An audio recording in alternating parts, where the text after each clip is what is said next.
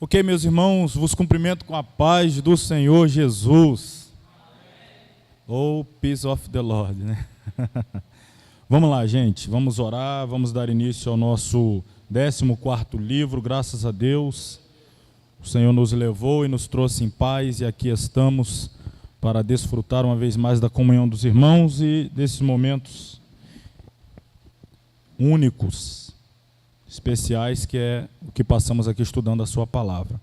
Oremos. Querido Deus e Pai, louvamos e bendizemos o teu santo nome, manifestamos a ti a nossa gratidão, o nosso louvor, por mais esta oportunidade que nos dá de nos reunir em torno da sua santa palavra, podemos nos alimentar da mesma e assim crescermos, tanto na graça quanto no conhecimento, através da ministração do teu Espírito em nossos corações.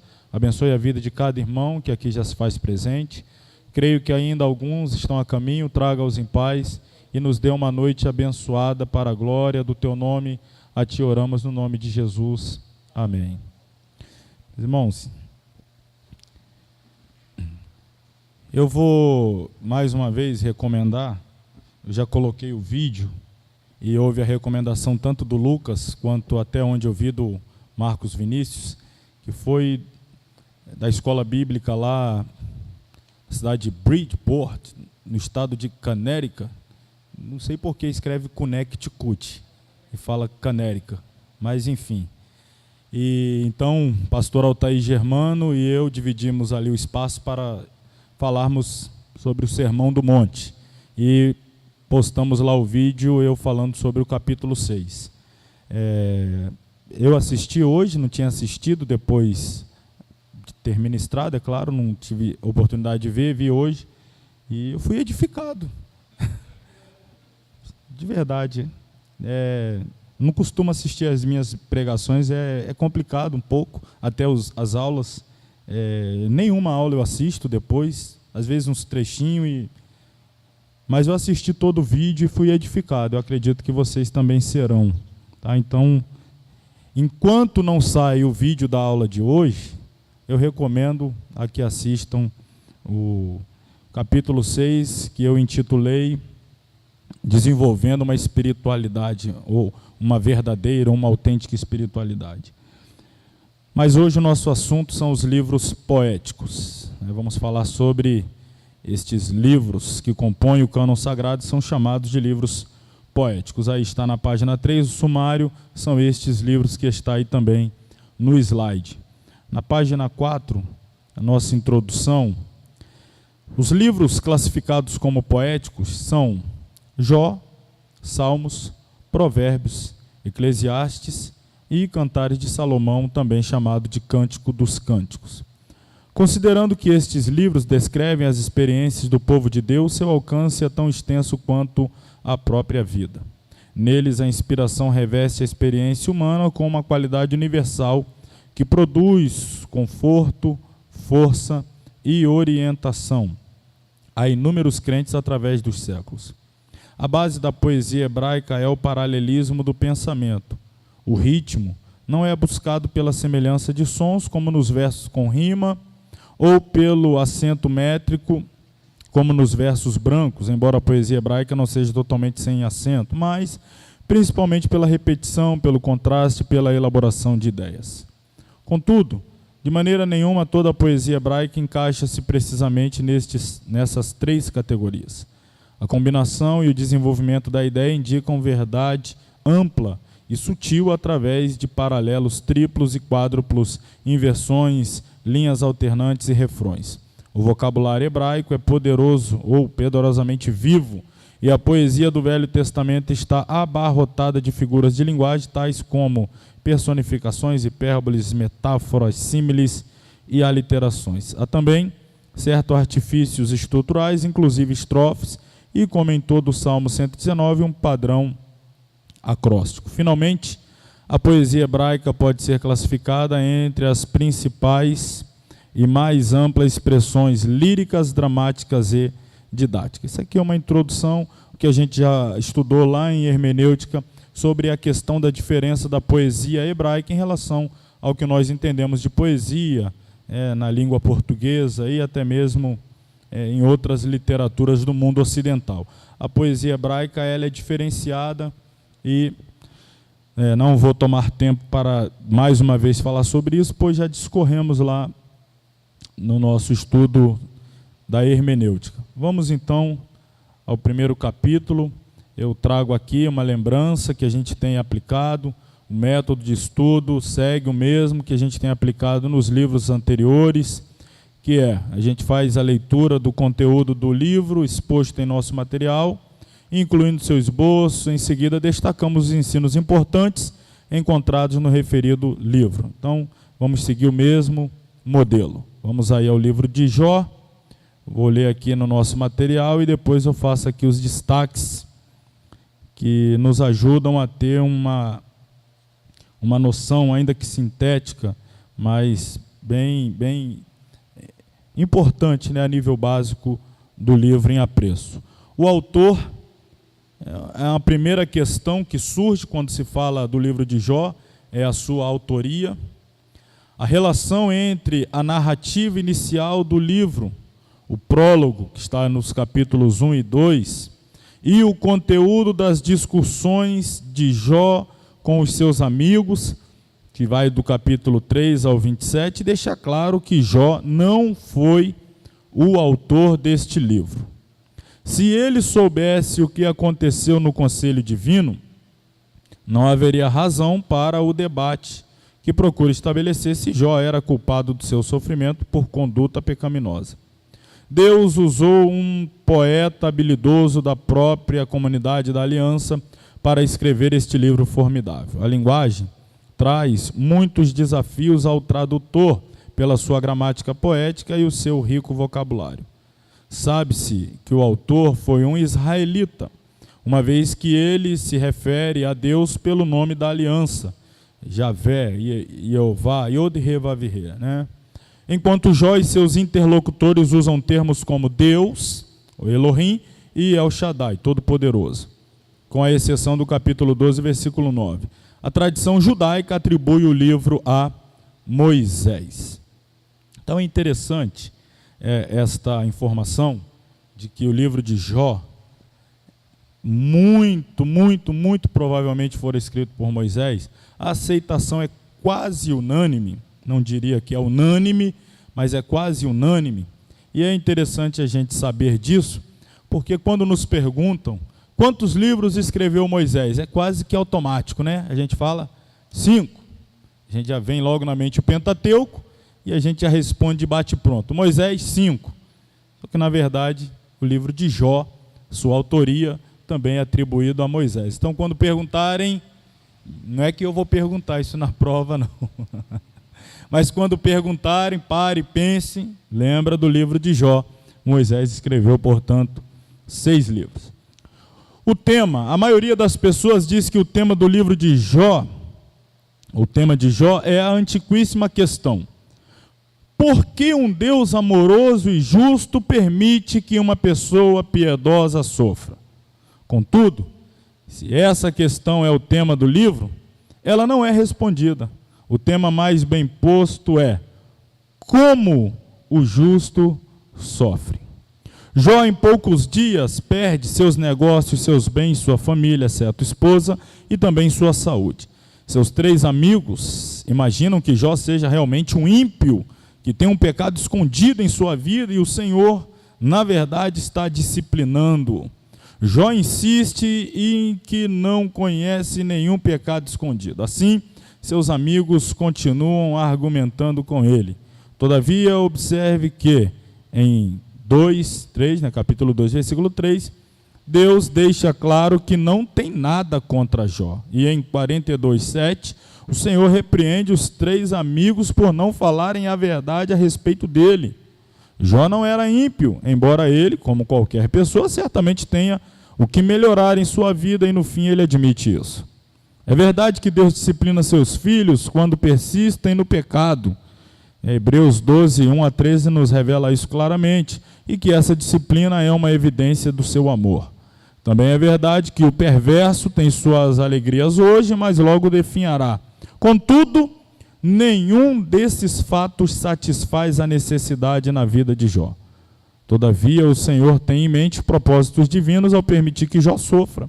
Do princípio ao fim, ele revelou Jó a Satanás e aos anjos como o testemunho de um homem de fé. Apenas na eternidade saberemos quantos anjos aprenderam com a vida dos santos homens de Deus. A principal lição de Jó é esta: Deus é totalmente soberano no tratamento com o seu povo e jamais permite que qualquer coisa venha para a vida do cristão obediente que não seja para o bem dele e para a glória do Senhor. O Senhor não tem de explicar seus caminhos para nós, basta sabermos que Ele se importa conosco e também que Ele nunca erra. Não vivemos pelas explicações, mas sim pelas promessas. O relato de Jó mostra-nos como o justo deve sofrer. Tendes ouvido da paciência de Jó? Vamos falar agora do contexto histórico. Isso é outro ponto que não é 100%, vamos dizer assim, compreendido por todos ou aceito por todos. Há alguma questão acerca do período de tempo em que o livro de Jó ocorreu, mas eu acho que os argumentos que aqui utilizaremos satisfaz para nós, pelo menos para mim, plenamente, a convicção de que Jó, ele é uma pessoa que data do período patriarcal. A sua vida, ela está inserida no período dos patriarcas. Quando me refiro aos patriarcas, estou ali lembrando do tempo de Abraão, Isaac, Jacó, naquele período aproximadamente 2.000 anos a 1.900, 1.800 anos antes de Cristo. Vários detalhes no livro de Jó indicam que os fatos narrados ocorrem em um contexto patriarcal. Primeiro, a riqueza de Jó é medida em termos de gado, da mesma forma como era medido o patrimônio de Abraão e Jacó. Os sabeus e os caldeus são retratados como saqueadores nômades, indicando uma data bastante remota, a época dos nômades, que não tinham cidades fixas. Em terceiro, a expressão hebraica para peça de dinheiro só é encontrada aqui em Gênesis 33:19. Quando a gente já chega no período de Josué, já começa a usar a expressão peça de prata. Quarto, sem ser sacerdote ou estar em um santuário, Jó oferecia sacrifícios a Deus à maneira patriarcal. Depois da instituição dos levitas, etc., não é muito comum a gente ver pessoas oferecendo sacrifício à parte de um corpo sacerdotal instituído. Em quinto lugar, a longevidade, o tempo de vida de Jó é totalmente coerente com o tempo de vida dos patriarcas. Em sexto, a preferência nas seções poéticas pelo nome divino El Shaddai, que era muito usado no período patriarcal, como Abraão, o próprio Melquisedeque usava essas expressões, ou Todo-Poderoso, ou Deus Altíssimo, ao invés do Iavé, Yod-He-Vav-He, é mais um indicativo de que Jó é de um período anterior ao Êxodo. Conteúdo, dividir em 5 partes. Capítulo 1 e 2, o ataque de Satanás contra Jó. Capítulo 2 ao 31, aí eu diria o ataque dos amigos de Jó contra ele, que também é muito atacado pelos amigos. Depois vem a resposta de Eliú, que é um quarto. Jó tem 3 amigos e esse quarto elemento que aparece, o Eliú. Do 38 ao 42, versículo 6, nós temos a resposta de Jeová a Jó. E, finalmente, a conclusão do livro, que vai do verso 7 ao 17, também do capítulo 42. Então, vejamos. Primeiro, o ataque de Satanás contra Jó. Deixa eu ver aqui uma coisa. Isso aí. Primeira parte, está aí. O ataque de Satanás contra Jó. Vou fazendo assim, lá e cá, para não ficar a leitura toda e depois a gente ir para os slides. Então eu vou ler a primeira parte, faço comentário, vamos para 2 e assim sucessivamente. O ataque de Satanás contra Jó. Os filhos de Deus mencionados no capítulo 1, versículo 6, são evidentemente os anjos que vinham diante de Deus em certas ocasiões, provavelmente para dar uma informação acerca do ministério deles na terra.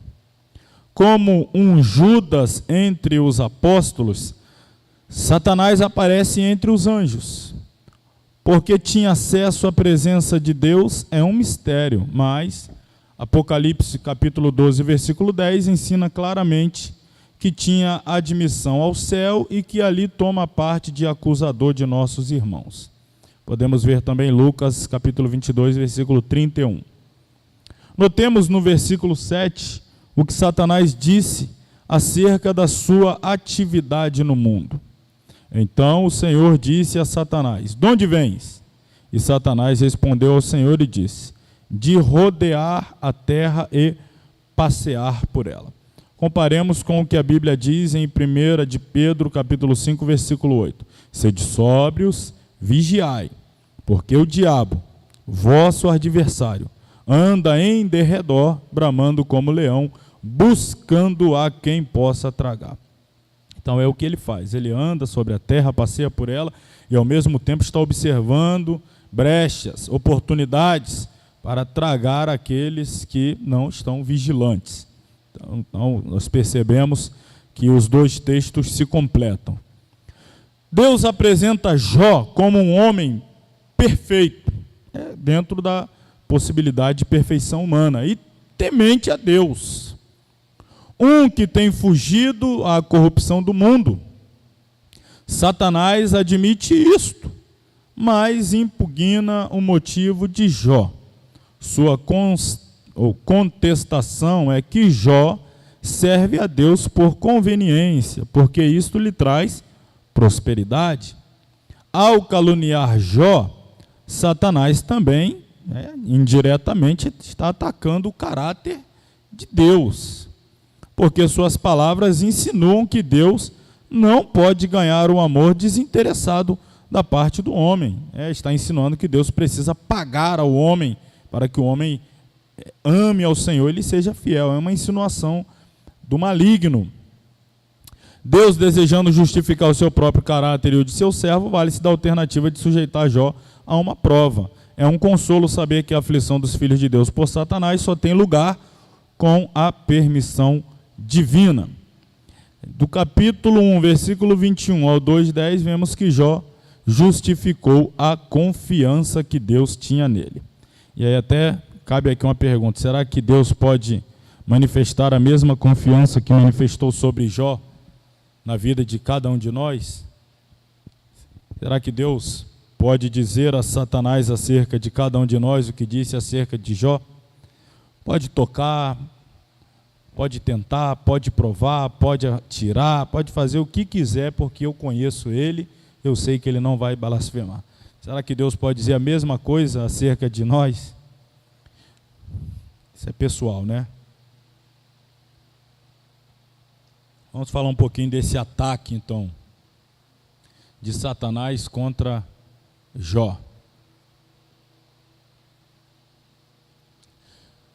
Vamos destacar aqui alguns fatos importantes. Primeiro, sobre o personagem principal do livro. O livro que lhe leva o próprio nome, Jó. Primeiro destaque, não poderia ser diferente, é o caráter de Jó. É o que Deus vai destacar, é o caráter. O caráter de Jó está baseado nessas duas palavras, é a base do caráter. Ele é um homem íntegro, ele é um homem reto, ou seja, ele é um homem formado, caráter maduro, pleno, e a conduta dele, ou seja, o resultado do caráter, as ações, as atitudes, o comportamento em si, como reflexo da integridade do caráter, é um comportamento, uma conduta reta. E Deus elogiou ou destacou, pontuou justamente esses traços aqui, que são caixa alta do caráter de Jó: integridade e retidão. Eu vou trazer, claro, para a amplitude do nosso entendimento, as etimologias dessas duas expressões. Estamos falando aqui, claro, do hebraico. A primeira expressão é essa aqui, ó. É um tan, não é a companhia aérea não, né? Tan. O que é essa expressão? Tan, perfeito, completo, pessoa moral e eticamente pura. Quando fala íntegro, fala de inteiro. Não falta nada, no quesito caráter. Então, o que você pensar de virtude do caráter, Deus está dizendo que Jó possui. Honestidade, bondade, compaixão, ou seja, os atributos virtuosos do caráter do homem, Deus diz que Jó os tem. Ele é íntegro, ele é inteiro, perfeito, completo, moralmente, eticamente, ele é puro, não tem nada que macule ou que desabone o seu caráter. Deus está dizendo isso acerca de Jó. E diz também que Jó era reto. Dessa expressão aí, e achar, reto, correto, direito, justo, honesto, conveniente, próprio. Isso é tudo que significa Iachá. São essas palavras aqui, estão todas englobadas aí na etimologia da palavra Iachá, que é traduzida na nossa Bíblia como reto. É uma pessoa correta, uma pessoa direita, uma pessoa justa, honesta, uma pessoa que se porta com conveniência, uma pessoa que é própria nas suas atitudes. Então eu gosto sempre de destacar, quando nós falamos aí acerca do caráter de Jó, quando Deus fala, eu gosto sempre de destacar o fato de que Deus, vamos passar aqui, Deus não está preocupado em destacar primeiramente atributos espirituais de Jó, mas atributos morais. Porque atributos espirituais, eles precisam ter como base os atributos morais. A base da espiritualidade, o que eu estou dizendo, apesar aí do... Tenta focar aqui, a base da espiritualidade é o caráter. A nossa vida espiritual, como um edifício, deve ser edificada, deve ser levantada ou construída sobre uma base sólida chamada caráter. A gente sabe, não deveria ser assim. Até nos causa perplexidade, constrangimento e uma interrogação. Como pode tal pessoa exercer, aquele aparente nível de espiritualidade, se sabemos que a pessoa é desprovida de caráter? Em suma, resumindo o que eu estou dizendo, é o cidadão que pula, profetiza, sapateia, entrega visão, revelação, mas você sabe que ele é um mau caráter. Você sabe que ele tem problema familiar, não trata bem esposa, filhos, é mal visto na vizinhança, no comércio nem se fala, é mal pagador, caloteiro e por aí vai. O caráter dele é totalmente deturpado e você vê o cidadão às vezes empunhando o microfone, dando voadora, karatê, kung fu, não sei mais o que, manifestando aquela pseudo-espiritualidade, mas essa espiritualidade é como Jesus disse, está sendo construída sobre uma base areia, não sólida, areia, e qualquer momento vai vir tudo abaixo. Agora, quem tem caráter, que é uma base sólida, ele constrói o edifício chamado espiritualidade sobre esta base. E Deus está preocupado com isso aí, com a base. Deus não disse, Jó é espiritual, Jó é profeta, Jó tem visão, Jó tem revelação, Jó fala língua, olha que nem desceu o Espírito Santo ainda, em Atos 2, mas Jó é tão, ele já fala em línguas agora. Não, Deus destacou o caráter. Ele é íntegro, ele é reto. Pessoas íntegras, pessoas retas, são pessoas ou indivíduos completos, sem qualquer hipocrisia ou duplicidade, que é isso aqui que eu estou destacando. É uma coisa em público, é outra coisa no oculto. Manifesta publicamente algo que na vida privada ele não é. Então, Jó manteve sua integridade diante das acusações de seus amigos e do silêncio de Deus, e por fim o Senhor justificou. No momento da extrema riqueza, Jó mostrou-se íntegro, e quando a calamidade lhe bateu à porta, a integridade dele não foi destruída, não foi derribada, não caiu por terra. Então ele era de fato completo, íntegro. Jó era um homem temente a Deus e que se desviava do mal. E isso aqui nós precisamos nos lembrar. Quem está falando é Deus. Jó é íntegro. Se Deus está falando que é íntegro, é íntegro. Jó é reto. Se Deus está falando que é reto, é reto. Deus está falando, ele teme a mim e se desvia de você, que é a personificação do mal. E aí, diante de tudo isso, aqui o alicerce do caráter de Jó, temer a Deus e se desviar do mal. Por que eu digo isso? Porque o temor do Senhor é sabedoria, e apartar-se do mal é o entendimento. Então Jó tinha como essa base aí, ser temente a Deus, se desviar do mal. Portanto, ele tinha sabedoria, ele tinha entendimento, ele era íntegro, ele era reto. Deus disse tudo isso acerca de Jó. Contrapartida, aliás, deixa eu falar um pouco mais sobre temor, que às vezes a gente confunde aí temor com medo.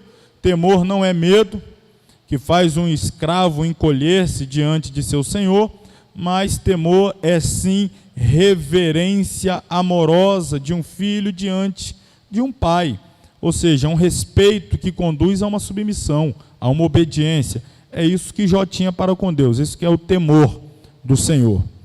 Bom, antes de eu falar da família de Jó, ainda que no primeiro ponto, que estamos tratando aí do ataque de Satanás a Jó, quando Deus apresentou todas essas características morais, ou seja, um resumo do caráter de Jó, Satanás insinuou que Jó era aquilo que Deus estava dizendo que ele era, porque Jó tinha aprendido a negociar com Deus, e aí então Jó era esta pessoa correta, e em contrapartida Deus o abençoava.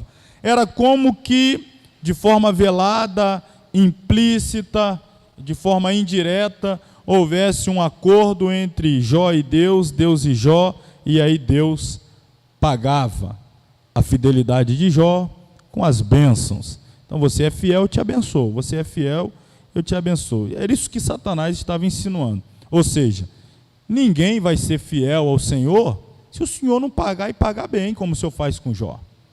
Se o Senhor continuar bancando tudo aquilo que ele quer, cercando ele, a expressão de Satanás é: o Senhor cerca ele de bem, de todos os lados ele está cercado. Tire essa cerca de conforto, de bens, de riqueza, de prosperidade, de tranquilidade. Joga por terra essa cerca, e o Senhor vai ver qual será a primeira atitude dele em relação ao Senhor, logo após essa cerca ser derribada. O que Satanás estava insinuando. A gente vai ver, você já conhece, é claro, a gente vai aqui esmiuçando, desdobrando aí todos esses pormenores dessa acusação de Satanás e da posição de Jó diante de tudo isso. A família de Jó era próspera, lembrando que os livros se desenrolam na época patriarcal, e naquela época ter família grande era sinônimo da bênção de Deus. Em relação aos bens materiais, a riqueza era medida principalmente em termos de terra, animais, e Jó possuía tudo isso em abundância. Porém, sua riqueza não o afastou de Deus. Para a gente ter uma ideia, se a gente fosse comparar, é claro que salvo as devidas proporções, mas se você pensar hoje em uma pessoa rica no Oriente Médio, aí pensa aqueles sheik, aqueles reis lá do Oriente, aqueles camaradas lá, tipo esse mega empresário aí lá do Catar, que é dono do time que o Neymar joga, o Paris Saint-Germain, e por aí afora, esses camaradas aí que é rico até dizer chega. A Bíblia diz que Jó era o mais rico de todo o Oriente. Então, devia ter um trocado bom. Devia ter um bom dinheiro. Você pensar em uns camaradas ricos hoje lá do Oriente, falar, pensa em todos eles aí. Jó era o mais rico que todos eles.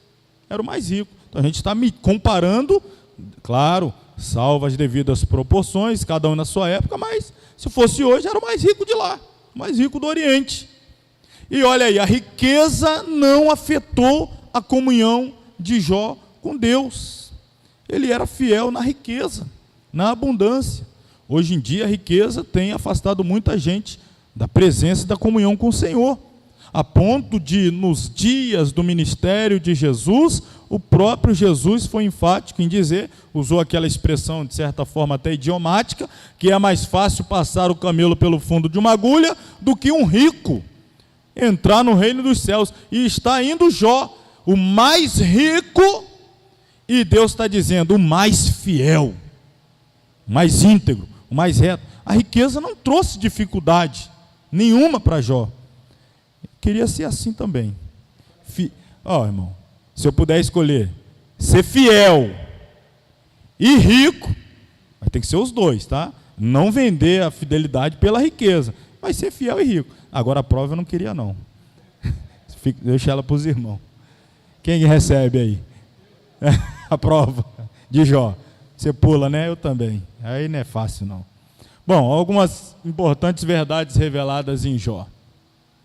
Uma das principais verdades reveladas em Jó é que Deus é soberano sobre todas as coisas. Está assentado em seu trono, no céu, os anjos fazem sua vontade, lhe prestam contas, nem mesmo Satanás pode fazer coisa alguma contra o povo de Deus sem a permissão divina. Alguns teólogos antigos costumavam dizer que Satanás é como um cão raivoso que está preso numa corrente ou numa coleira chamada permissão divina. Até onde Deus permite, ele vai. Quando Deus segura, então ele é um cão raivoso, feroz, que pode fazer um estrago se pegar uma criancinha, como somos nós, os filhos de Deus, bebês. Ele pode fazer uma ruína, mas ele está preso numa corrente chamada permissão divina. Até onde Deus vai dando corda a ele, né? Permitindo que ele vá, ele vai. Outra verdade revelada, talvez até surpreendente, é que Satanás tem acesso, eu coloquei aqui a de Deus, né? Na verdade, a Deus, tem acesso a Deus no céu. Muita gente tem a ideia equivocada de que Satanás reina sobre este mundo a partir do inferno. Já falamos sobre isso. Satanás não está no inferno. O inferno foi criado, o lago de fogo foi criado para Satanás e seus anjos. E Satanás, será lançado lá depois do juízo final. Hoje ele tem liberdade de rodear a terra e passear por ela. Satanás hoje habita nas regiões celestiais. Agora é claro, quando a gente fala celestiais, tomar cuidado para não pensar logo lá no terceiro céu. Temos o primeiro, temos o segundo e temos o terceiro. O céu imarcessível, presença de Deus, onde seu trono está estabelecido. Ele foi lançado abaixo e hoje ele se estabeleceu neste espaço entre terra e o céu dos céus. Por isso que ele tenta impedir a passagem dos anjos, trazendo a resposta, atrapalhar as orações. Ele está neste ambiente. E é justamente dali que ele tem acesso a Deus. Não tem dificuldade de nós entendermos isso, uma vez que nós sabemos que Deus é onipresente. Nós estamos aqui na terra, geograficamente, puxar lá no GPS, está aqui na rua Estrada Velha, no Ataíde, em Vila Velha, Espírito Santo, Brasil, América. Estamos aqui e estamos tendo acesso aqui à presença de Deus. Estamos na presença dele. Então Satanás, de onde estiver também, Deus é onipresente, ele pode ter acesso. Mas especificamente é um momento em que os filhos de Deus, os anjos, estão levando a Deus informações acerca do seu serviço, e Satanás se intromete ou entra no meio dessa fileira angelical, e aí Deus então, para puxar assunto, né, faz uma pergunta. Deus é onisciente, sabe de todas as coisas, mas é para puxar assunto. Era Deus que queria mostrar a Jó, ou melhor, a Satanás sobre Jó. Era Deus que queria falar com Satanás sobre Jó. Então foi Deus que puxa assunto. Da onde você vem? Estou vindo da terra de passear por ela. Aí o que foi que Deus disse na sequência? Você viu meu servo Jó? Já aproveitando que você andou por lá, você olhou. Claro que Deus viu que Satanás estava de olho em Jó. Deus vai puxar o assunto, conduzir a conversa para chegar ali. Terceira verdade mais importante no que diz respeito ao livro de Jó: ao contrário de Satanás, Deus não encontrou qualquer culpa em Jó. Aliás, Satanás também não encontrou, ele jogou, ele inventou para tentar trazer aquela dificuldade. A declaração de Deus a respeito de Jó está lá no capítulo 1, versículo 8, mostra o relacionamento existente entre o Senhor e Jó. Parece que Jó era o crente modelo que Jeová gostaria que todos os demais servos imitassem. Vemos ainda outra verdade: Satanás só pode tocar o povo de Deus com a permissão divina, e Deus usa essas situações para o bem de seu povo e também para a sua glória. O propósito da vida é a construção do caráter mediante a verdade. Deus está trabalhando em nossa vida a fim de nos tornar mais semelhantes a Jesus Cristo. E olha que interessante, Deus pode usar até mesmo os ataques do inimigo para nos aperfeiçoar.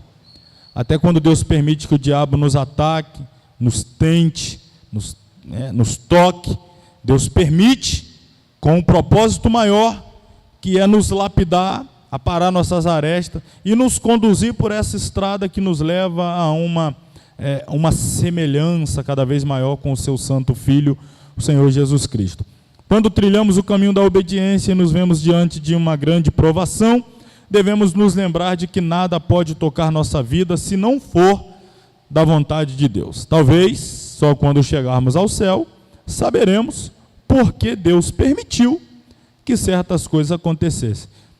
Quantos aqui não temos interrogações? Por que Deus permitiu aquilo? Por que aquilo tinha que acontecer? Por que logo comigo? Por que justo nesse momento? Por quê? Por quê? Por quê?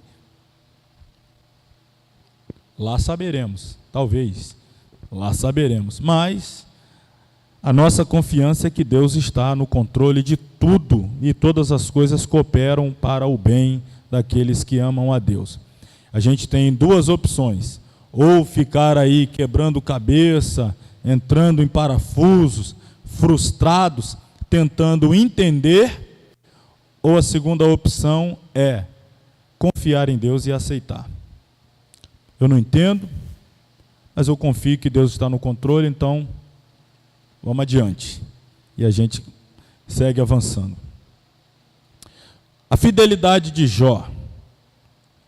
A fidelidade de Jó, as hostes do céu, do inferno, ficaram observando a reação de Jó ao perder suas riquezas, seus filhos. Ele expressou sua tristeza no modo costumeiro da época, pois Deus espera que sejamos humanos, natural. Imagina chegar a notícia, 10 velórios, perdeu tudo, dormiu o homem mais rico, acordou o mais pobre, tinha uma família abençoada, agora só tem a esposa, perdeu 10 filhos, tem que velar os 10 de uma única vez, 10 funerais. A atitude dele de rasgar as vestes, jogar cinza e terra sobre a cabeça, sinal de tristeza profunda, o que era comum, uma atitude normal, uma atitude humana. Mas em seguida, aí é que está, o lado espiritual aflorou e abafou o lado humano. Jó era humano, como todos nós, mas a espiritualidade verdadeira, que é baseada num caráter íntegro e reto, suplantou a humanidade quando Jó conseguiu adorar em meio àquela situação. A adoração a Deus realizou, o que Jó realizou foi uma profunda declaração de fé. Expressão de Jó: no saí do ventre de minha mãe, saí sem nada, não tinha nada quando saí, nem roupa, não tinha nada. Nu para lá tornarei, não é que é para o ventre da mãe, ou seja, mas para o mundo espiritual, para o mundo, sair do mundo físico, entrei sem nada, vou embora dele sem nada. E enquanto estava aqui, tudo que eu tenho foi Deus que deu. E uma vez que foi Ele que deu, Ele achou por bem tomar, me tirar. Pensamento de Jó, Deus estava tirando, na verdade estava apenas permitindo que Satanás tirasse, mas ele diz: Deus me deu, Deus tomou. E aí ele conclui: em tudo isso, bendito seja o nome do Senhor. Irmãos, eu já preguei algumas vezes sobre esta expressão, este versículo, e não é uma conjectura fruto de uma mente desequilibrada de pregador. Eu acho que é uma conjectura plausível de nós caminharmos por ela sem cometer nenhum excesso. Havia uma expectativa muito grande de Satanás, dos demônios, de que Jó ia blasfemar. Os céus, à exceção de Deus que conhece todas as coisas, mas os anjos, Deus empenhou a palavra dele. Deus disse, pode fazer, pode tocar, pode arrancar, eu te garanto que no final ele não vai blasfemar. E Satanás do outro lado dizendo, coisa nenhuma, quando eu tirar, aposto que a primeira coisa que ele fará vai ser blasfemar do Senhor. Diz Satanás, na tua face, na tua cara, vai blasfemar, vai falar coisas da sua face.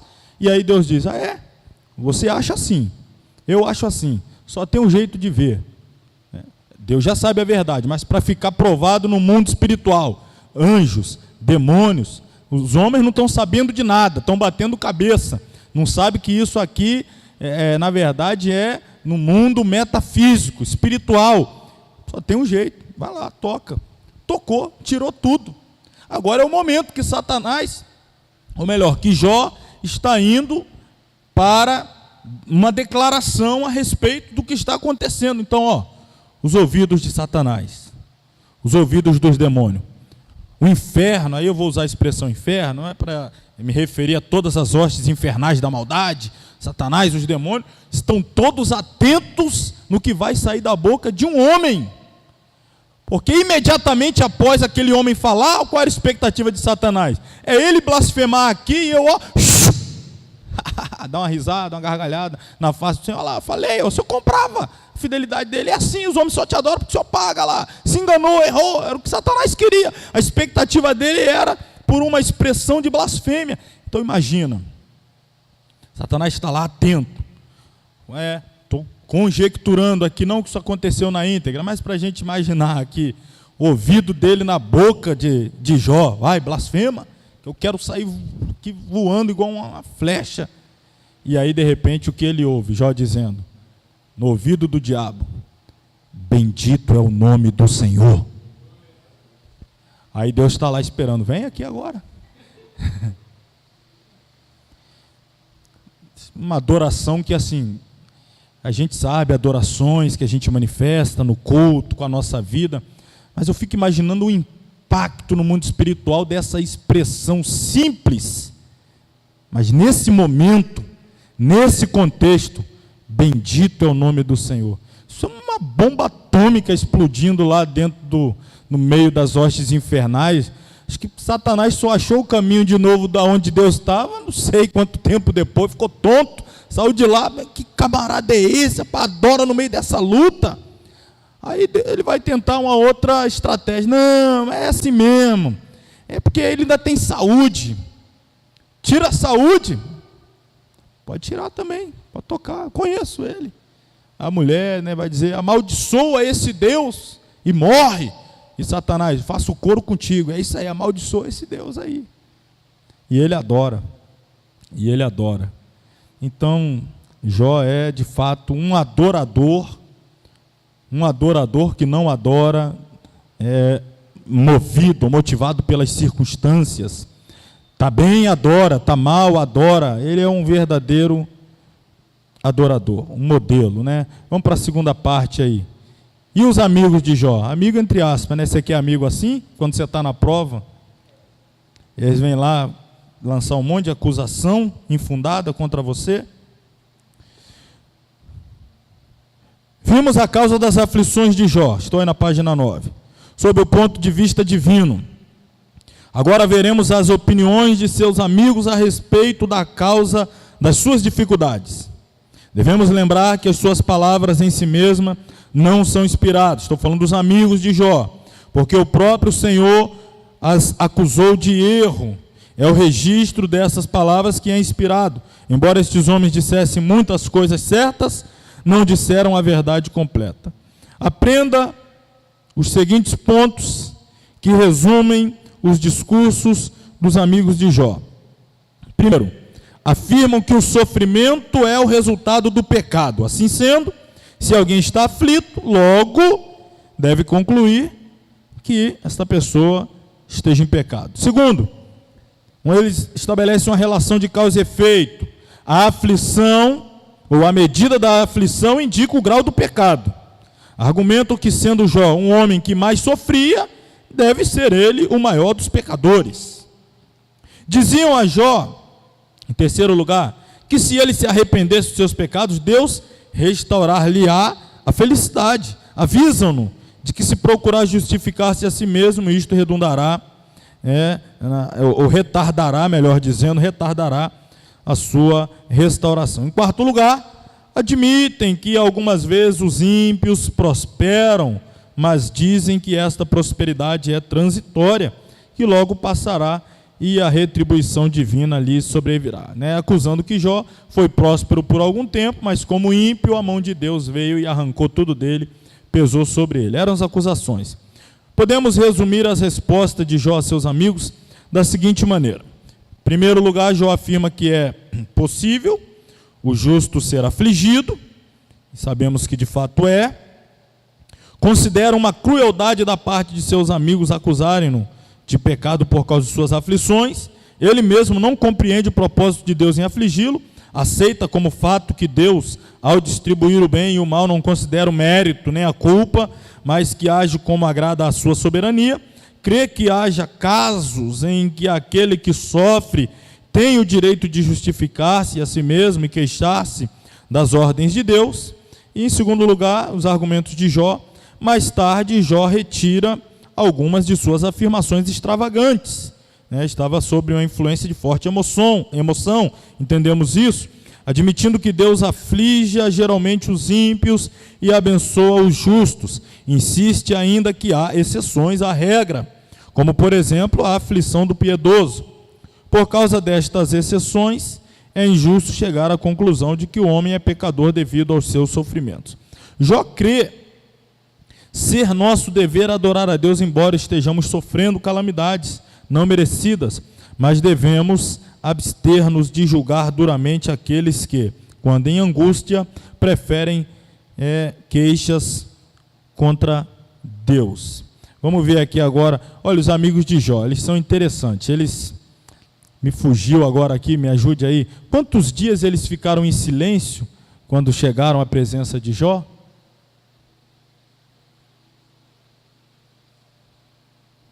Alguém lembra aí? Depois consulta aí, está na Bíblia, tá? Eu ainda vou dar uma dica, no livro de Jó, para te ajudar, hein? Está aí no livro de Jó, você vai encontrar essa resposta. Não vá lá em Apocalipse, em Gênesis, não. Está no livro de Jó. Quando eles chegam, eles ficam, se eu não estou enganado, são 7 dias, em silêncio. 7 dias calados, sentados do lado do Jó. Aí eles estavam como bons amigos. Talvez assim, olhar para o Jó, pois é, né? Pois é. 7 dias nisso aí. Quando resolveram abrir a boca, aí deixaram de ser amigo. Vieram com suas teologias. Vamos ver as teologias.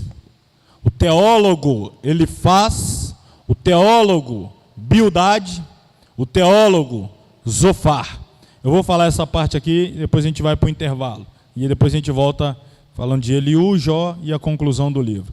Mas vamos ver esses 3 teólogos aqui, tentando, com o uso da teologia, isso é perigoso, irmãos, é perigoso, explicar a experiência, no caso de Jó, o sofrimento, com base nas suposições teológicas, nos seus pseudo-conhecimentos da pessoa de Deus, teologia, estudo sobre Deus, então eles estão trazendo o conhecimento sobre Deus, o seu relacionamento com o homem, para explicar o que está acontecendo com Jó.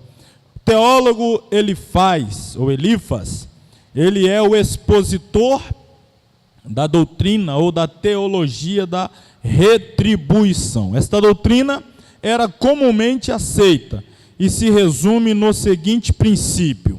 A base doutrinária ou teológica dele é a seguinte: Deus recompensa na terra as ações boas e más, e há uma proporção exata entre aquilo que cada um faz e o prêmio ou castigo que recebe. Daí a conclusão: se Jó estava sofrendo tanto, certamente deveria ter ofendido a Deus gravemente. Ponto final. A teologia dele é assim: você sofre muito, você é o maior pecador. Você é muito abençoado, você é o mais santo. Imagina a gente aplicar essa teologia, né, em outros personagens da Bíblia.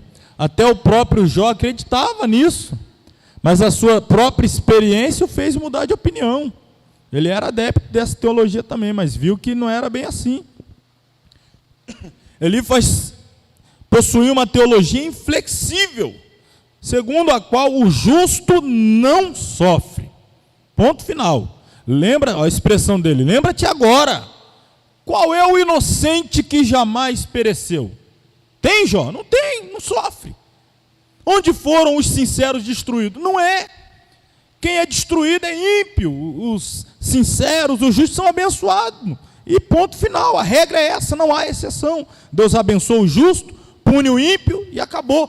O justo não sofre, o ímpio não tem nada aqui nessa terra, não ganha nada, e é isso aí. Muitos mártires do cristianismo poderiam facilmente responder esta questão, anulando esta falsa doutrina. Imagine tentar aplicar isso aqui a Jesus. Imagine tentar aplicar isso aqui a Paulo, aos apóstolos, aos mártires. Paulo, você está... Como é que é quando Paulo dá aquela lista? Já sofri naufrágio, já fui açoitado, já fui picado por cobra, já perdi não sei quantas noites de sono, já fui preso não sei quantas vezes, já fui quase morto em tal lugar, já fui perseguido, já fui caluniado. Imagina Paulo contando isso daqui para o bispo Macedo. Rapaz, você tem que fazer uma sessão do descarrego, meu camarada. Negócio, tem um encosto agarrado em você aí, você vai ter que caminhar no sal grosso aí, está ruim para o teu lado, hein, Paulo? Tem um encosto aí na tua vida, deve ser coisa de vidas passadas. Quem pecou? Teus pais? Teus avós? Vamos tirar essa maldição hereditária de sua vida. Aplicar essa teologia aqui. Não, rapaz, não aceito, não determino, jamais, não decreto que isso não pode acontecer. Imagina a gente aplicar isso aí a Jesus, carregando a cruz. Justo não sofre. A teologia da humildade. Ele é o expositor da doutrina da prosperidade. Seu lema era: eis que Deus não rejeita o íntegro, nem toma pela mão os malfeitores. Então, isso aqui na prática, como é que ele desenvolvia esta teologia? Se estamos bem com Deus, então não teremos sofrimentos e perdas materiais. Portanto, se estamos em sofrimento e temos perdido coisas importantes, é porque estamos em pecado diante de Deus. Esta proposição reina ainda hoje em muitos crentes. E a gente às vezes é levado por isso aí. O camarada bateu o carro, está em pecado. Está em pecado. A filha do cidadão está doente. Tem alguma coisa aí. Alguma coisa tem aí. Coisa que acontece com todo mundo. Aconteceu com crente, os crentes, aconteceu com o ímpio, é normal. O ímpio olha para o outro, normal, coisa da vida. Ser humano, nesse trânsito caótico, nesse mundo doido, bate carro. Nesse mundo aí infestado de enfermidade, também espirra. Fala latim, fica doente. E, enfim, passa luta na fila do SUS, fica desempregado. Acontece com todo mundo. Mas se acontece com o crente, outro crente diz: olha aí, eu sabia. Isso nunca me enganou, pai. Deus ia pegar ele mais hora, menos hora. Pensa assim. Essa teologia, ela não, Deus, o justo não pode passar dificuldade, luta, um momento. Não. A teologia da prosperidade, ela reina na maioria dos arraiais, e às vezes nós somos também tentados a pensar com a mentalidade da teologia da prosperidade. Vejamos mais uma entre tantas afirmações de humildade que sintetizam, resumem estas ideias da teologia da prosperidade. No capítulo 8, versículos 5 e 6, ele diz assim: mas se tu buscares a Deus, como que Jó não buscava. Jó não buscava, adorou a Deus naquela situação e não buscava a Deus. Aí ele diz: se tu buscares a Deus e ao Todo-Poderoso pedires misericórdia, se fores puro, se fores reto, Deus disse que ele era puro e reto, e o camarada está dizendo que ele não é. Se tu for puro, se tu for reto, ele, ou seja, Deus, sem demora, despertará em teu favor e restaurará a justiça da tua morada. Busca a Deus, rapaz. Larga de ser esse camarada aí que você é, rapaz. Camarada torto, vida torta, impuro. Os camaradas aí, busca Deus, rapaz. Ajoelha aí, rapaz, ajoelha aí. Estou querendo te ajudar, você ainda fica aí com esse coração duro, rapaz. Confessa logo, só nós dois aqui. Deus vai mudar a tua sorte, Deus vai te dar tudo em dobro, né? Não, e Jó não sabia, eu até puxava pela memória, mas eu não sei o que eu fiz. Bildade afirma que quem estiver bem com Deus terá restaurado a sua vida material. É só você confessar que eu oro agora, Deus devolve tudo que você perdeu, rapaz. Confessa aí, eu estou querendo te ajudar. Você não quer se ajudar, fica escondendo. A falácia de Bildade, a doutrina de Bildade é recheada de verdades e mentiras misturadas, de modo a enganar os incautos e os faltos de sabedoria. Assim são as modernas músicas evangélicas. Isso aqui é forte demais, olha. Isso aqui é plausível de você compartilhar, ó. As modernas músicas evangélicas com letras bíblicas e mundanas, mistura sons santos e profanos, pregações shows que trazem ocultamente a maligna teologia da prosperidade, que tem feito ricos pobres da presença de Deus e dos pobres ricos sem Deus. É isso aí. Deus de fora. Deus de fora. A promessa é de riqueza. A promessa é que está na prova, vai estar na bênção, que está na luta. Coloca Deus de fora. Aí faz os pobres ricos sem Deus e dos ricos completamente pobres, miseráveis da presença de Deus. 4 contradições da teologia da prosperidade.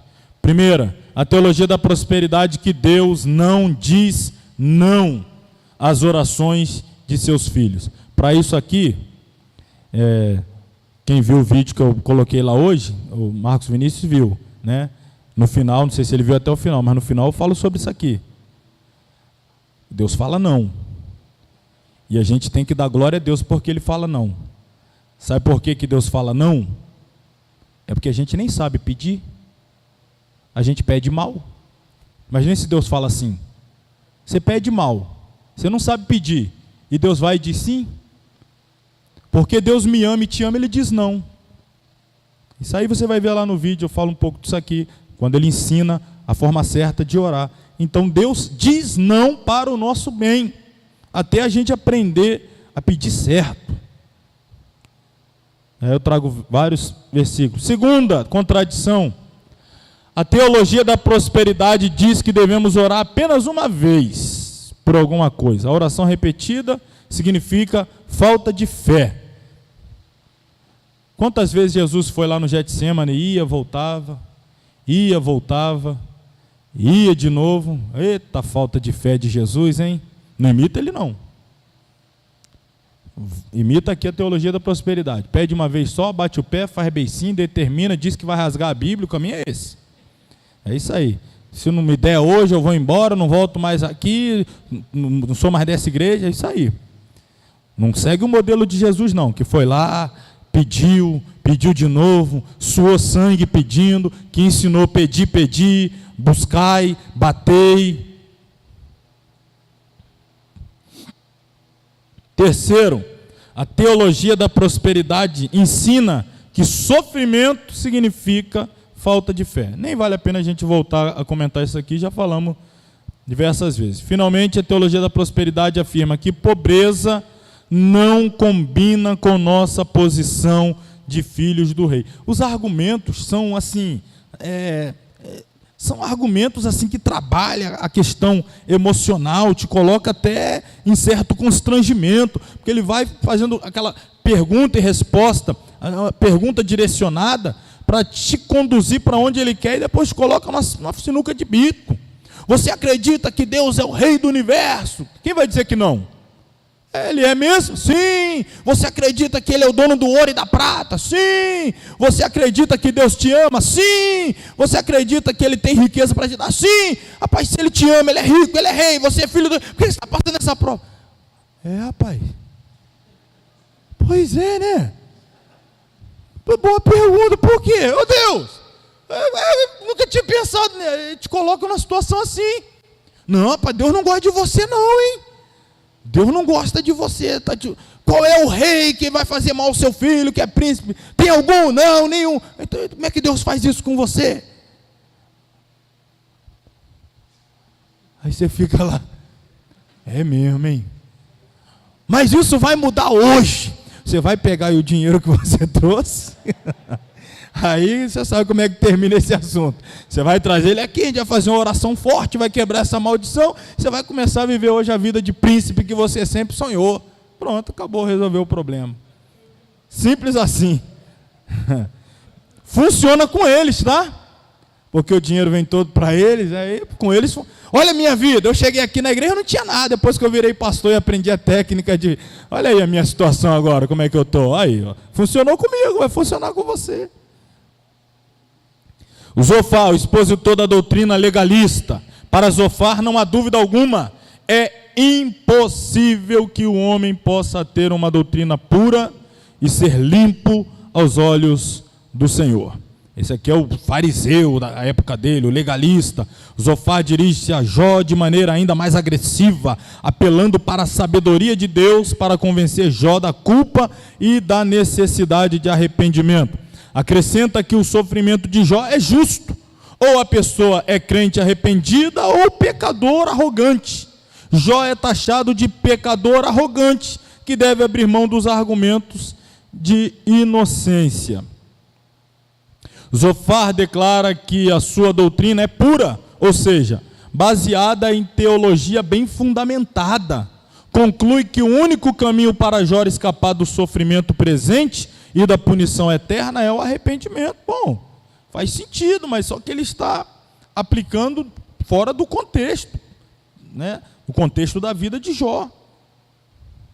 Zofar não vê como possível um contato íntimo e contínuo entre Deus e o homem. Deus é muito superior e sublime para se preocupar com uma criatura tão desprezível como é o homem. Porque Jó disse que tinha intimidade com Deus, comunhão, gozava da presença, e Zofar disse, não, é mentira, isso não existe, isso é impossível. Jó afirma que Deus está se interessado em ter uma convivência com o homem, e que ele, Jó, desfrutava dessa convivência, tinha comunhão com o Senhor, tanto que ele o invocava e era correspondido por Deus. Como é raro pesarmos o próximo na mesma balança em que pesamos a nós mesmos. É assim, né? O sofrimento do outro, aí vem lá os três. Tá. Eu duvido que usaria essa mesma balança para pesar a si mesmo. A gente tem duas, uma para usar comigo e eu tenho outra para usar com o outro. Quando eu erro, eu posso explicar, não é bem assim, tem todo. Quando é o outro, não tem explicação não, você é pecador mesmo, é ruim mesmo, é um inveterado. É duas balanças. Como é raro pesarmos o próximo na mesma balança em que pesamos a nós mesmos. Vamos aí para o intervalo, e a gente volta falando aí na resposta de Eliú, que é o quarto elemento. Depois falaremos da resposta de Jeová e a conclusão do livro. Soltou? Ok, irmãos, vamos lá. Retornando, vamos para a parte final. A terceira parte, aliás, que é a resposta... A terceira parte é a resposta de Eliú. O discurso de Eliú pode resumir-se da seguinte maneira. Disse a Jó que fez mal em vangloriar-se da sua integridade e de fazer parecer que Deus lhe deva recompensas. Vou resumindo aqui, os demais irmãos podem ver depois. Em segundo lugar, ele argumenta, ou ele admite, que as calamidades são castigos pelos pecados cometidos, mas ao mesmo tempo são corretivas. Podem ser afligidos aqueles que são relativamente mais justo do que outros, se o fim da aflição for alcançado e a falta reconhecida pelo aflito. Deus o abençoará com uma felicidade maior do que antes. Está argumentando Eliú. Vamos ver aqui os argumentos dele. Alguns detalhes que eu quero destacar. Primeiro, a questão característica do respeito oriental ao idoso. Eliú era mais jovem, então manteve-se em silêncio enquanto falavam Elifas, Bildade e Zofar. Ele ficou quieto. Quando esses três não conseguiram vencer a Jó no debate, no jogo de ideias, agora que eles silenciaram, então Eliú está impaciente para emitir a sua opinião. Eliú oferece uma alternativa à lógica que conduziu os três a insistir que Jó teria pecado. Eliú compreende que Deus pode usar o sofrimento de maneira redentora. A dor pode despertar o homem para o perigo espiritual e dirigir seus pensamentos para Deus. Nesse caso, o sofrimento é uma bênção disfarçada. Eliú destaca que Deus tem pelo menos um propósito no sofrimento, que não o castigo. Eliú exalta a sabedoria e impressionante majestade de Deus, um discurso bonito, né? O melhor dos discursos. Ele é bom de discurso. Um Deus como o nosso não deve ser questionado, somente reverenciado. Ele vai cercando até ele pegar Jó de jeito. Não precisamos saber todas as razões dos males que nos cercam para conferir-lhe toda a nossa confiança. Resumindo, haverá sempre um elemento de mistério no tratamento de Deus para conosco. Precisamos aceitar isso e permanecer inabaláveis em nossa fé. Isso é fato. Não sabemos tudo e jamais saberemos do relacionamento nosso com Deus, e sempre vai haver esse mistério, e é justamente aí que entra a nossa fé. Quando não entendemos, usamos a fé e fazemos o quê? Confiamos. Eu não sei por que Deus está permitindo isso, eu não sei por que Deus quer isso, não sei por que Deus quer que eu faça isso, não sei por que Deus quer que eu fale isso, não sei por que Deus quer que eu vá a este lugar, não sei por que, mas vou confiar. Abraão, sai da tua terra, da tua parentela, da casa do teu pai. E para onde? Vá para um lugar que eu vou te mostrar depois. E Abraão foi. Para onde? Não sei. Mas por que você foi? É porque eu sei quem mandou eu ir. Estou confiando nele. Não sei para onde, mas sei com quem. E isso é o que mais importa. É andar com quem tem o domínio sobre tudo. Aí nós vamos para a quarta parte. O Elifaz, na verdade, o Eliú, melhor dizendo, ele chove um pouco no molhado e usa argumentos mais interessantes, mas não agrega também coisa nova, não. Aí vem então a resposta de Jeová, capítulo 38 até o versículo 6 do capítulo 42. Deus fala com Jó somente para iniciar a discussão. Ele não discute com ele, mas proporciona-lhe revelações das mais eficientes, pelas quais desafia Jó nas suas próprias premissas erradas. Primeiro, desafia o erro de Jó em questionar o Todo-Poderoso. Ao julgar a Deus, Jó assumiu a autoridade igual à pessoa daquele que media, a saber, ao Eterno, Criador de todas as coisas. Nos capítulos 38 e 39, Deus desafia a capacidade de Jó para julgar como se este estivesse direta e pessoalmente familiarizado com todas as coisas, desde o princípio delas. Isto faz calar Jó, um homem de existência e conhecimento original tão curtos. Deus então revela a Jó sua surpreendente habilidade em criar e governar de uma maneira benévola os monstros mais espantosos do mundo antigo, o Behemonte, o Leviatã, o hipopótamo e o crocodilo do Nilo. Evidentemente, servem como ilustrações simbólicas de sua perícia de criar, por assim dizer, e governar de uma maneira benévola as mais espantosas dificuldades que um pai onisciente e amoroso possa permitir ao leão que ruge infligir. Jó agora rompe o silêncio em adoração e humilhação perante Deus. Confessa que o que havia aprendido dele teoricamente antes de receber a certeza da sabedoria e bondade divinas é agora para ele uma bendita realidade. Esta certeza satisfaz e regozija o seu coração de tal maneira que qualquer ideia de sustentar seus próprios méritos sob qualquer providência de Deus fica excluída para sempre.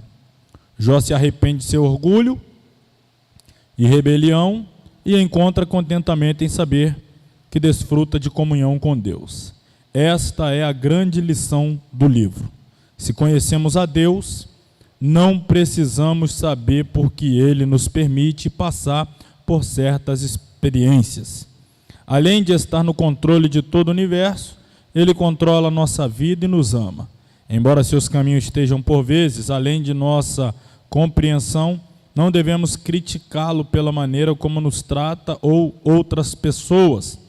Mas quando parece alheio, Deus está no controle de todas as coisas. Então vamos à resposta de Jeová. Agora ocorre o inesperado. Deus, a quem Jó tem reclamado estar fora do alcance, subitamente aparece. Mas Deus não chega para ser questionado por Jó. Em vez disso, Deus propõe duas séries de questões e desafia Jó a responder. Vamos a elas. A resposta de Deus a Jó desenvolve-se em dois discursos. Primeiro, Deus fala sobre a grandeza de si mesmo, como Criador e governador do mundo natural. Na segunda parte, Deus insistirá na sua grandeza diante de Jó. A inocência do ser humano, ainda que tenha de sofrer, não significa que Deus seja injusto. Então Deus começa uma série de questionamentos, já que Jó se julgava tão sábio em querer questionar algumas coisas. Deus entra no circuito não respondendo, mas perguntando: onde é que você estava? Quando eu criei, quando eu formei, quando eu fundei, quando eu dei limites, quando eu ordenei, onde é que você estava? Ou seja, Deus vai mostrando a sua grandeza e a pequenez de Jó, e Jó vai entendendo. E ele vai até, a gente vai para a parte final, ele vai até concluir, Jó, apesar de toda a sua integridade, da sua ética, da sua retidão, da sua moralidade, apesar de tudo isso, ele conclui, como nós veremos, que ele conhecia Deus meramente de ouvir falar. E é justamente em meio a essas adversidades que ele diz que conhece Deus agora de vê-lo face a face. Então as dificuldades às vezes nos levam ou nos conduzem por um caminho que nos faz conhecer melhor a Deus, que nos faz conhecer Deus mais de perto. As dificuldades.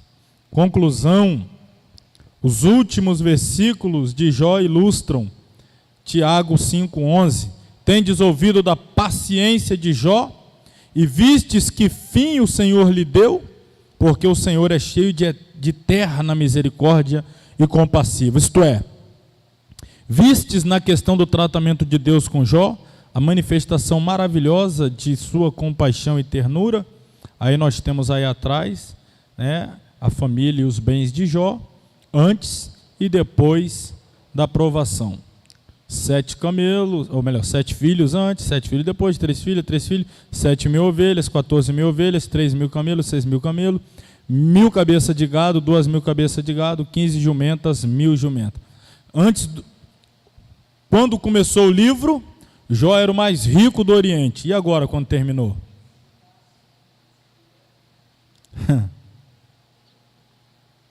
Pois é, né? A riqueza de Jó em rebanhos foi duplicada, mas os 10 filhos que tem agora meramente comparam-se aos primeiros. Por quê? Deus não deu 20 filhos para ele na segunda, deu 10 e deu mais 10, depois deu 10. De fato, sua família foi dobrada, pois os primeiros 10 não se foram, mas esperam nos céus. Os filhos não são perecíveis, não são passageiros como as coisas dessa terra. Eles entram na eternidade. E aí Jó entra com mais 10, então na eternidade terá 20. As outras coisas são para desfrutar só aqui na terra mesmo. Realmente não é agora, mas depois que todos nós experimentaremos a plenitude das bênçãos de nosso Deus. Não importa o que Deus permita que aconteça em nossa vida, sempre existe seu depois. Ele escreve o último capítulo, e isso faz com que todo o resto valha a pena. Portanto, sejamos pacientes. Falar de Jó é falar de paciência. Espero que você saia dessa aula de hoje mais calmo, tá? Mais tranquilo, reclamando menos, dando mais glória a Deus. E aí o Senhor vai te abençoando e te recompensando. Amém? Vamos orar, né? Encerrando. Semana que vem, daqui a 5 dias, viu? Voltamos às quartas. Quarta-feira estaremos aqui para a segunda aula, o livro dos Salmos. A terceira aula, teremos 2 livros, Provérbios e Eclesiastes. A quarta aula, Cantares. Portanto, esse livro, 4 aulas. Vamos orar e agradecer ao Senhor. Querido Deus e Pai, a Ti a nossa gratidão, louvor, por mais esta aula que encerramos. Muito obrigado pela Tua direção, a Tua orientação, pela presença do Teu Santo Espírito no meio de nós, nos dando o entendimento, que possamos sair daqui mais edificados do que como chegamos, e que o Teu nome em tudo seja glorificado. Nos ensina a confiar em Ti em qualquer circunstância, e viver vidas que glorifiquem o Teu nome, para que o nosso adversário seja envergonhado em não ter do que nos acusar, porque buscamos glorificar em tudo o Teu santo nome. Abençoe a vida de cada um, nos leve em paz. É a nossa oração no nome de Jesus. Amém. Amém. Deus abençoe a todos. God bless you. E até quarta. Amém. Pode ir.